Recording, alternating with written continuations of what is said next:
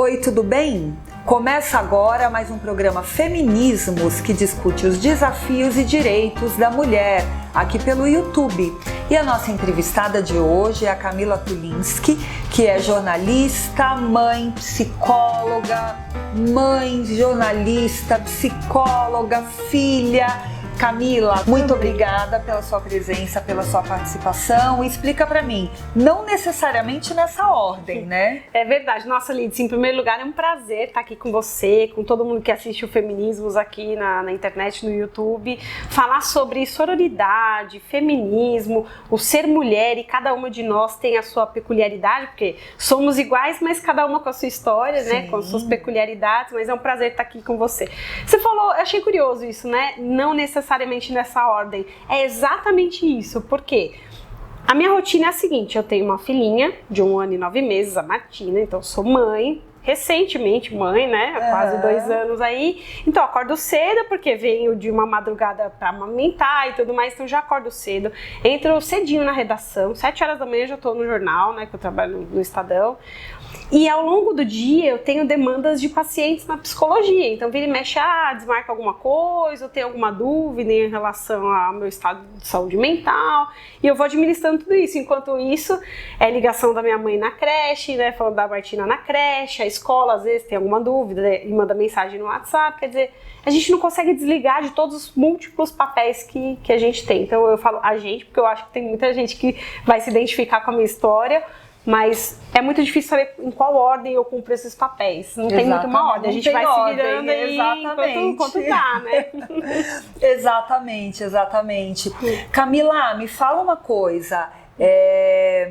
Você já era jornalista, aí depois você virou psicóloga, depois você virou mãe. E como é que foi essa passagem, né? Ou essa mudança, ou esse aumento de atividades?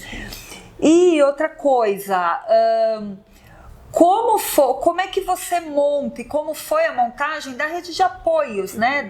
A gente estava aqui conversando antes da gravação, e a Camila comentou comigo que, assim, ela só conta com a ajuda de mulheres, né? Como é que é isso? Sim. Como que as mulheres te ajudaram e te ajudam nessas múltiplas tarefas? Interessante, porque até a gente não falar sobre esse assunto, até alguns anos atrás, quando mal se discutia o feminismo, né? O feminismo ainda era discutido talvez nos muros acadêmicos, né, uma coisa mais com os estudiosos, e não as mulheres falando das mulheres, né, isso que é interessante. Mas eu vou voltar um pouquinho, porque eu percebo que são 2 perguntas em uma só, então vamos por partes aqui, né. Tem que uma leva a outra. Uma leva a outra, uma acaba levando a outra. A primeira que você falou, como é que eu fui fazendo essas transições, né, então eu passei sendo jornalista há quase 20 anos e decidi fazer mais uma profissão, que é a psicologia.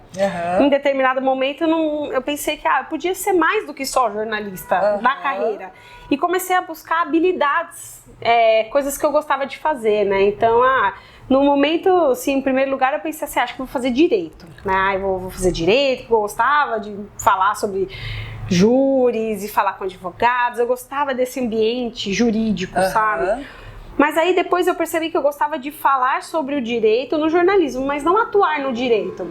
Então eu comecei a ir um pouquinho mais atrás na minha vida, nas minhas escolhas, e pensei, puxa, na época que eu escolhi jornalismo, eu estava na dúvida, jornalismo ou psicologia? E lembrei desse sentimento que eu tinha, essa simpatia pela psicologia. Falei, acho que eu vou tentar psicologia. Fiz mais 5 anos, depois dos 30 anos de idade, que eu decidi fazer uma outra faculdade, né? E tem uma questão da idade, às vezes a gente pensa, eu tô mais velha, vou fazer outra faculdade. Falei, quer saber? Acho que eu tô precisando dar um gás nessa minha vida. E fiz outra faculdade.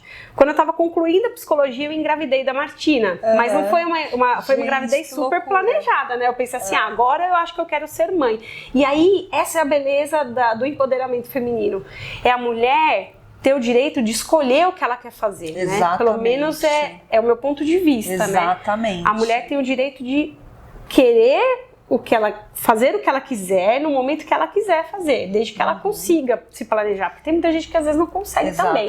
E vamos lidar com isso. Essa rede de apoios que você teve. Exatamente, e tem, né? quando eu resolvi ter filho, e aí na terceira etapa, engravidar, eu confesso que eu não pensei muito na rede de apoio, assim. Eu simplesmente falei assim, bateu o desejo de ser mãe, vamos ver se dá certo, né?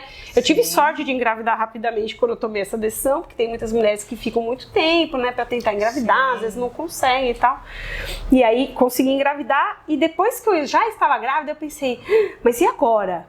Sempre falei sobre maternidade, né, entrevista, jornalista, entrevista um monte de gente, né, mas comecei a me deparar com várias dúvidas sobre a maternidade. E a rede de apoio, inicialmente, era uma coisa que eu não parei para pensar. Depois eu comecei a refletir sobre isso. E se acontecer alguma coisa? Quando eu voltar a trabalhar, quem que vai ajudar a cuidar da Martina? Aí eu pensei, bom, eu vou conversar com a minha mãe. A sorte é que ainda tem minha mãe para me ajudar, né? Porque tem muitas mulheres que não têm a mãe ou a sogra, ou uma vizinha, uma tia, uma prima, né? Então eu pensei em uma mulher para me ajudar, né? E aí coincidiu de eu separar logo depois que a Martina nasceu, quando ela estava com 3 meses, houve uma separação, eu era casada com o pai da Martina, e aí eu precisei de mais gente para me apoiar, mas é muito interessante isso, sempre são mulheres que estão ao redor nessa rede de apoio. A Martina ficou um tempo internada na UTI, ela teve um vírus respiratório quando ela estava com 1 ano e 2 meses. Nossa! E eu tive uma experiência muito intensa na UTI pediátrica, é muito intenso, né? São várias crianças chorando a noite inteira. É intenso porque o seu filho está doente. Sim. Você vê as outras crianças doentes também. E eu reparei em uma coisa, só mulheres no leito de hospital com seus filhos. Você não via um pai, um avô. Essencialmente a rede de apoio naquele ambiente hospitalar era feminino. É curioso, né? A gente quase não repara nisso, mas eu reparei nisso. Então, e aí isso leva a gente a pensar, né, Camila, qual o papel, aí eu penso e já te faço, já emendo uma pergunta,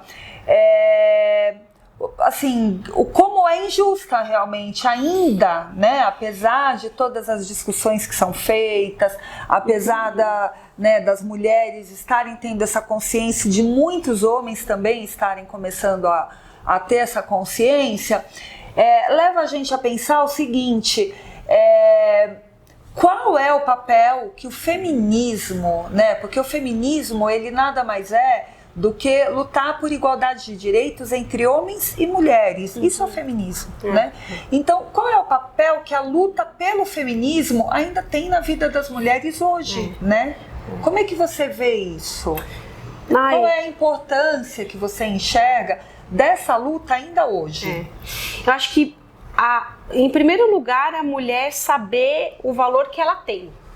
Com ela mesma, então enxergar que ela tem um potencial, se empoderar e ajudar outras mulheres a se empoderar também. Eu acho que é a primeira coisa disso, desse passo todo, né? A segunda coisa que me intriga demais é a palavra feminismo, porque nós mulheres, nós temos o entendimento do que é o feminismo, mas muitas mulheres ainda não entendem, e eu fico chateada quando eu vejo mulheres criticando o feminismo, sem saber o que é o feminismo, né? Então, agora assim, eu tenho muitas amigas, essencialmente todas elas são feministas, mas umas praticam um feminismo chamado leve, vou cumprir papéis de mulher, né? Isso já dá até um arrepio de falar, papéis de mulher não tem essa, né? Papel é de qualquer indivíduo, qualquer ser humano, mas assim, mas também vou lutar pelos direitos das mulheres. Então, ainda tem muita pulverização, sabe, entre nós mulheres. Eu sou a favor do termo feminismo ser mais debatido com menos, como é que eu vou explicar? Com menos agressividade. Certo. De maneira que a gente arrebanhe mais pessoas para essa causa, inclusive homens, porque tem homens que falam, puxa, eu gostaria de fazer parte dessa luta, junto com as mulheres, nessa luta feminista, e por que não acolher esses homens também? Porque é como você disse, direitos iguais, não é um anula o outro. Não eu escuto muita gente contra falando, o homem, né? E ainda tem muito isso, Lídice, muito mesmo, assim, mulheres também que... E é triste, mas eu sempre penso o seguinte, acho que isso o jornalismo, né, faz a gente ficar com uma pulga atrás da orelha. A quem interessa dividir as mulheres, né? A quem interessa? De onde veio isso, né? Então, acho que em vez da gente ficar só discutindo, eu entendo os feminismos que são peculiares, sim, de uma parte da população, tem o feminismo negro, né? Enfim, tem várias formas de, sim, de você discutir. Todas formas necessárias, todas super necessárias, né? Mas se todas darmos as mãos, sim, a gente se fortalece, né? O conjunto se fortalece. Então, sim. Eu acho que a gente podia discutir. Mas isso, eu fico feliz do feminismo poder trazer isso aqui na internet, ainda mais na internet, que as pessoas têm um alcance muito, muito grande. Então, fico feliz da gente poder falar sobre inclusive, isso. Inclusive, quando eu pensei no nome do programa, foi justamente sobre isso, né? Feminismos, justamente por conta disso que você falou, né? Dessas interseccionalidades, porque existem mesmo várias correntes, várias formas de feminismos e tudo bem, né? É bom que exista, né? Desde que todas tenham essa... Claro, né, que é o conceito do feminismo, essa questão da igualdade entre homens e mulheres, desde que todas tenham essa questão no cerne para definir, é super saudável, né? Eu lembrei de uma coisa que eu gostaria de falar sobre isso. Vamos lá. Bom, você começou o programa falando, né, sou jornalista, psicóloga, mãe, filha... E eu mesma, né? Porque tem essa coisa, eu sou eu, né? Quando as pessoas perguntam, quem você é? Eu sou a Liz, eu sou jornalista, eu sou... Né? E por último fica a gente mesma, né? E nós somos quem? Quem nós somos na essência, né? E por muito tempo, eu sou de uma geração... A minha mãe, por exemplo, a vida inteira foi dona de casa. Ela não trabalhou fora, na época ela com o meu pai, os dois conversaram ali e eles chegaram num acordo que seria melhor ela ficar em casa, ajudando na criação dos filhos, e o meu pai trabalhando. Então, essa é a minha história de vida. Eu vim de uma mãe essencialmente dona de casa. E eu vim de uma geração que já queria ter um reconhecimento na carreira, né? Hoje eu tenho 2 carreiras, e eu achava que eu tinha que continuar cumprindo esses papéis de dona de casa. Então, a minha cabeça, às vezes, não conseguia administrar isso, porque eu estava com um pé no feminismo e o outro pé no machismo ainda, que era essa coisa, eu trabalhava, fazia um monte de coisa, ainda cuidava da casa, ainda cozinhava, limpava a casa, né? Então, e eu achava que isso fazia parte da minha obrigação como mulher, quando na verdade não é. É uma divisão de tarefas. Exatamente. Dentro de casa, na criação dos filhos, e eu não percebia. Hoje eu percebo que isso fazia parte de um machismo que eu carregava de uma herança de uma sociedade machista muito antiga, né?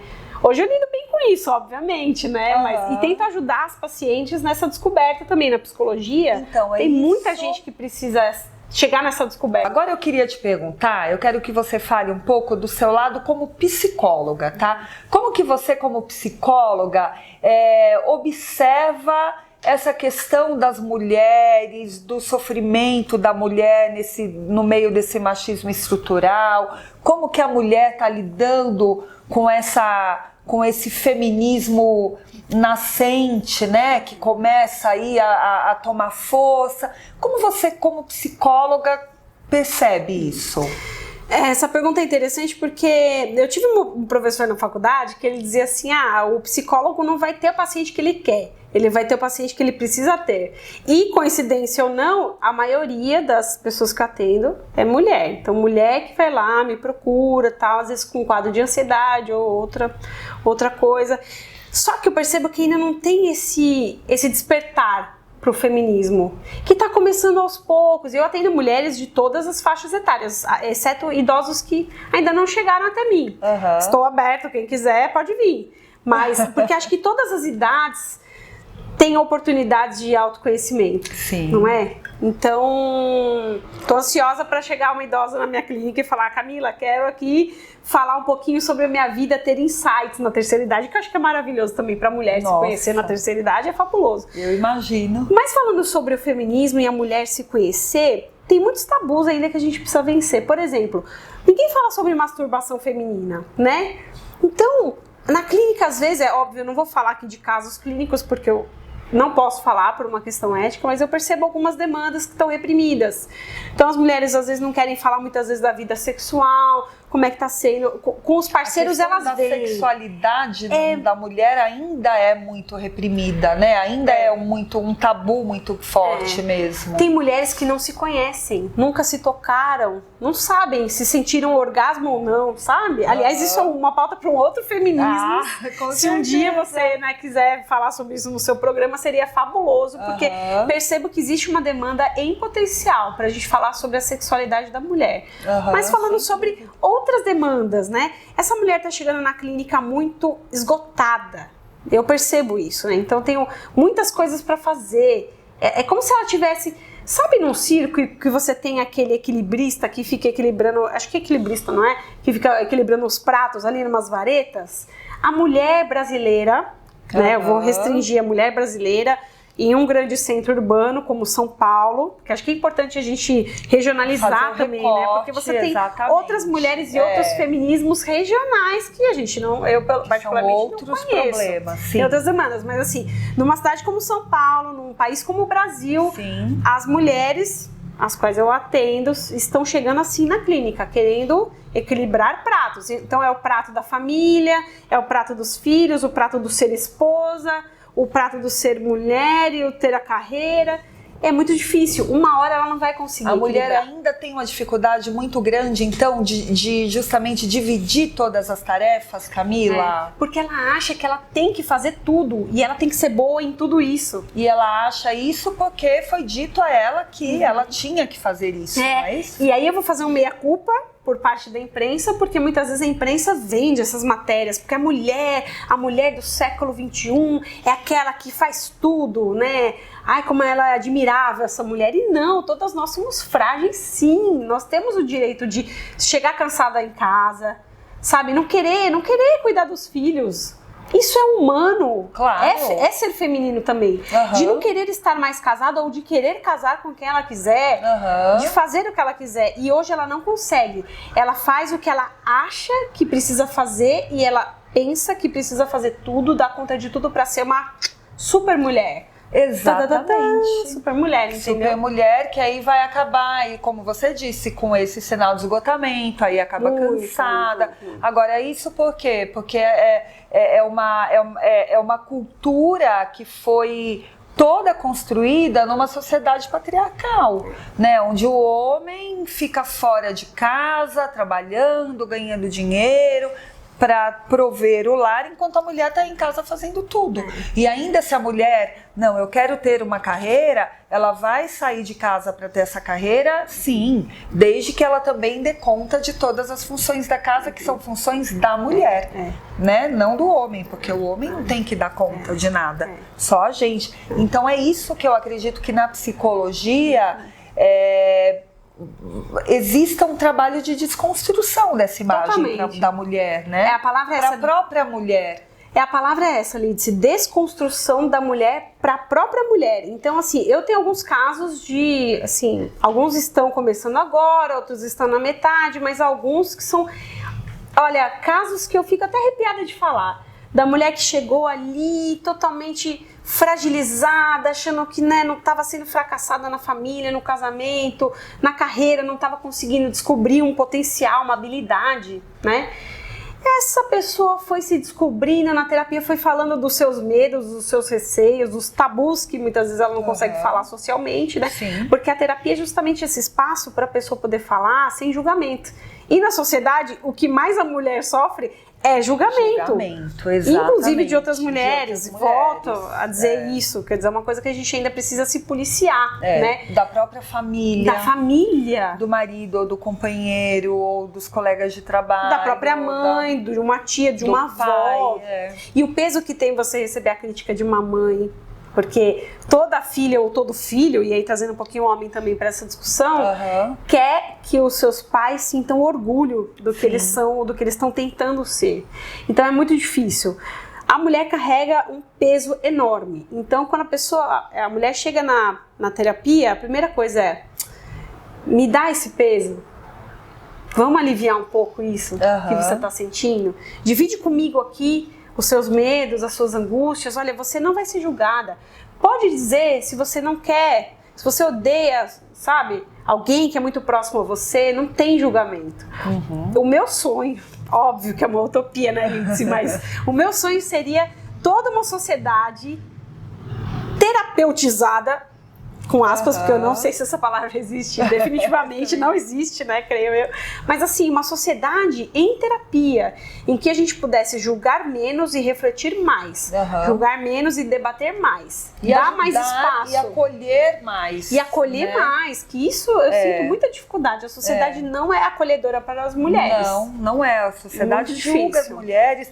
A gente percebe isso, né? No mercado de trabalho, nos ambientes corporativos, mesmo na própria família, mulheres entre mulheres. A maternidade, então, não é? Na maternidade, exatamente. Então, por isso, nessas conversas que eu tenho tido no programa, e mesmo fora do programa, né, que eu estudo muito sobre esse assunto, acho que todas nós mulheres estamos sempre muito ligadas nisso, né? É que realmente nós mulheres temos que umas ajudar, né? Se a gente começar uma a ajudar as outras, nos unirmos, nos ajudarmos, nos compreendermos, nos acolhermos, e essa é uma das funções desse programa, né? Fazer com que a gente se entenda e a gente se acolha, a vida da gente, a nossa vida vai ficar mais fácil. Muito. Hoje eu adoto a seguinte política. Bom, você imagina, né? Eu sou jornalista, então, jornalista, psicóloga, mãe, filha, blá blá blá. Mas, como filha, mulher, Camila, com Camila mesma, e tudo mais, amiga, não é? Então, o que eu tento fazer? Na psicoterapia, como psicóloga, eu não tenho o direito de ser nada a não ser psicóloga e estar inteira para o paciente, ouvir esse paciente sem nenhum julgamento. Fora da psicoterapia, eu poderia julgar quem eu quisesse, certo? Porque não estou ali no exercício da profissão. Embora eu acho que a psicologia e o jornalismo levam a gente... São carreiras que tomam você 24 horas por dia. Você não consegue, né? Você que trabalha com jornalismo a vida inteira, né, Lidice? Super experiente aqui. Você vê pauta em tudo, né? Existe matéria potencial para fazer uma grande história, se tornar uma reportagem em todo lugar. Existe, quando eu tinha 17 anos, eu li um livro, é só um parênteses, desculpa, do Ricardo Couto, que é um jornalista, assim, mestre de todas nós, né? E de todos nós, jornalistas. E ele dizia, o título do livro era Jornalismo, uma opção de vida. E ele falava isso, quando você decide ser jornalista, não é só uma opção profissional, é uma opção de vida, né? O tempo inteiro, você é jornalista o tempo inteiro. Não, e em tempos de fake news, nossa, como a nossa profissão também tá sofrida, mas também é pauta para um outro feminismo, senão a gente vai ficar falando um monte. Mas falando sobre essa parte, né, de você escolher o que você vai fazer ou não e tal, então assim, ou julgar, né, então na terapia eu não posso porque exercício da profissão, fora eu poderia, né, conforme eu fui lendo mais a respeito do feminismo, eu fui tendo esses insights pessoais, nossa, eu sou de uma geração que está sofrendo muito, quer dizer, eu quero ser realizada profissionalmente, mas eu ainda achava que tarefas da casa eram as minhas responsabilidades, né? Então, quando eu comecei a ter esse insight, comecei a ler muito, escutar podcast, assistir programas como o seu, Feminismo e tal. Comecei a ter mais insights e eu pensei assim, puxa vida, eu não posso falar publicamente, criticar uma mulher publicamente. É a minha filosofia, tá? Vocês podem me julgar, quem tá assistindo. Você tá certíssima. Então, às vezes, uma mulher faz uma coisa que eu reprovo. Eu, no meu íntimo, eu reprovo. Mas publicamente eu nunca vou falar assim, aquela mulher, né? Não vou falar isso. Eu posso, porque eu sou humana também, todos nós somos, né? Não, a gente ninguém é obrigada a concordar com todo mundo e tudo, etc. Sim. Só que eu tomei essa decisão. Se a mulher tomou alguma atitude, eu, não falo. Nossa, isso pra mim é sororidade. Olha que bonito, eu ia falar agora. Isso pra mim é a real sororidade na prática, né? Porque às vezes a gente fala e luta, às vezes o silêncio no momento certo, ele já é a sororidade, já é você ajudar uma outra mulher. Exatamente. Né? Exatamente. Então algumas coisas me deixam muito tristes ainda quando as mulheres julgam outras mulheres, né? Então assim, no caso de estupro, por exemplo, a coisa mais bizarra do mundo é ouvir uma mulher falando, mas tá vendo? Ela saiu de sainha no metrô, tá vendo só? Nem conclui a frase, mas já tem esse peso maldoso. E ainda tem, né, esse tipo de comentário, é incrível. Apesar de, sabe, de todo o destaque que o assunto tá ganhando, de todos os casos que a imprensa né, divulga e que a gente acompanha, até dos casos de feminicídio, ainda existe esse tipo de culpabilização da mulher por ser vítima, né? E essa questão do feminicídio que você traz é rico. Se você quiser, um dia a gente combina um outro papo pra gente discutir essa coisa psíquica da vítima, né? Porque a vítima, muitas vezes, ela não percebe, ela tá nesse ciclo de machismo, que ela cresceu achando que ela tem que apanhar mesmo. Exatamente. Ela não fez o serviço doméstico certo, ela tem que apanhar. Ela acha que aquilo é certo. Exatamente. Então, quem somos nós para apontar o dedo e falar, ué, mas ela apanhava, não saiu de casa? Peraí, vamos ver a história de vida dessa mulher, quais são as demandas emocionais que ela tem. Sim. Então, nossa, olha, a gente tem muito que caminhar ainda. Muito mesmo. Porque ainda existe a questão emocional da mulher, né? Que é muito forte. A mulher, ela é, desde antes de ela nascer, ela é, já sabe, educada, já inconscientemente, para ela achar um marido, para ela ter um companheiro, para ela casar. E se ela não tiver aquele homem, ela não é uma pessoa completa. Ou ela é uma mulher incompetente que não conseguiu arrumar um marido, que não conseguiu arrumar um homem. Não tem isso, Camila? Quando os meninos, ao mesmo tempo, não são cobrados para arranjar uma mulher. Eles são cobrados para viver a vida, né? Sair azarando todo mundo e tudo mais, né? Para ser bem-sucedidos profissionalmente, né? O homem, ele é empurrado para isso. Ele tem que ser o provedor e ela cuidadora. Mas eu ainda percebo, assim, é que eu tenho uma filha pequena, então eu conheço alguns movimentos de mães que estão buscando criar os meninos feministas. Então, os meninos com uma outra leitura. Porque também não adianta você só dar consciência para as meninas que estão nascendo agora, as novas gerações. Os meninos que estão nascendo precisam ser conscientizados. Exatamente. Então, é muito importante. Então, vejam, mães de meninos, né? Assim, tem muita mulher jovem aí, mesmo mais velha, que realmente está educando os meninos de uma forma diferente. Camila, infelizmente o nosso tempo tá... Não, quero falar muito mais ao final. Que pena. Mas como você falou, a gente tem assunto aqui para muitos outros feminismos. Sim, com certeza. Olha só, eu tô começando uma campanha no Feminismos aqui nesse programa para mulheres lerem mulheres. Oba. Eu sou, quem me acompanha aí pelas redes sociais e aqui pelo programa sabe que eu sou apaixonada por livros e eu tenho lido muitas mulheres. E eu tô, assim, fazendo muito essa campanha. Mulheres, vamos ler mulheres. Camila, você tá lendo mulheres? Eu sei que tá, porque você já me falou. Me fala quem você tá lendo, fala pra mim e fala pra quem está nos assistindo. Eu acho interessantíssimo, porque na clínica de psicologia eu aprendo muito com os pacientes, né? E esses dias chegou uma paciente super eufórica, falando, olha, eu tô lendo um livro que é fabuloso e fala sobre o arquétipo da mulher selvagem. Eu não vou me estender nesse assunto, prometo, porque isso já tá na reta final. Eu sei o que é fazer TV, não vou falar mais. Mas procurem esse livro, que por coincidência, né, você tá aqui em casa, enfim, né, ó. Mulheres que correm com os lobos. Eu não sei se vai dar pra registrar, mas qualquer coisa você dá um print, uma imagem, né? Da Clarice Stess, é uma mulher, né? Essa edição é um pouquinho mais luxuosa, porque é capa dura, porque eu gosto de livros, eu também sou igual você, gosto dos livros, assim, e folhear, né? Já tive dispositivo móvel para ler, mas não me dou muito bem, eu gosto do livro mesmo. E fala sobre o arquétipo da mulher selvagem, todo esse insight de repressão, não só sexual, emocional, que as mulheres passaram desde os primórdios até hoje em dia e tal. Eu comecei agora, mas eu sei que ele fala sobre contos. Então, através dos contos, como as histórias femininas foram se perdendo e como fazer o resgate desse feminino nos tempos atuais. Gente, eu ganhei. Fabuloso. Eu ganhei esse livro de presente de aniversário e eu tô louca pra ler. Louca. Então, essa é a dica da Camila Tulinski, jornalista, psicóloga, mãe, filha, amiga, mulher, Camila, né? Camila, gente, nessa ordem. Então, aprendi com você aqui no Feminismo. Eu vou colocar a Camila na primeira ordem, porque exatamente. O meu pai diz assim, que a pessoa mais importante na sua vida é você mesmo. Olha, seu pai. Meu pai falou isso. A gente sempre aprende com todo mundo. Tá vendo? Essa que é a verdade. Então, a pessoa mais importante da sua vida é você pra você. Eu pra mim mesma e assim então vai. Pronto, já terminamos. Eu ia até pedir para ela dar uma para encerrar, como eu faço em todos os programas, uma mensagem aí de otimismo e de inspiração para as outras mulheres. Ela já deu antes de eu pedir. Como é que é? Melhor? Vou falar de novo e vou usar um exemplo. No avião, quando você pega o avião, que as comissárias de bordo falam das máscaras, os comissários também falam das máscaras. Máscaras vão cair em caso de despressurização e tal.